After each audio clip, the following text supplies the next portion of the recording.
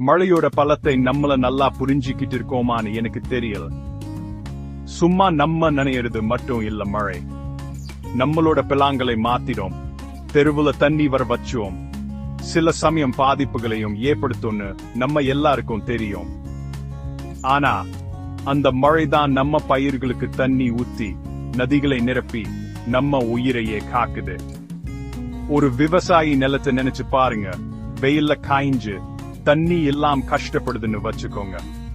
அப்போ மழை பெய்யுது, திடீர்னு அந்த காய்ஞ்சு போன நிலம் பசுமையா உயிரோட துளிக்குது பாருங்க.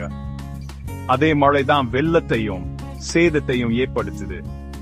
நம்ம தமிழ்ல ஒரு பழமொழி சொல்வாங்க, கெடுப்பதும் கெட்டார்க்கு சார்வாய்மற்றாங்கே எடுப்பதும் எல்லாம் மழை.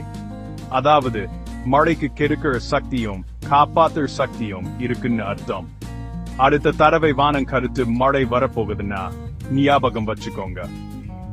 பழசையெல்லாம் அழிச்சிட்டு புதுசா துளிக்க வழி செய்யறதுதான் மழை. இயற்கையில சேதத்தையும் வளத்தையும் சமப்படுத்துறது மழைதான். மழை அது வெறும் வானத்துல இருந்து வர தண்ணி இல்ல, அது திற வடிவத்துல இருக்கிற உயிர்.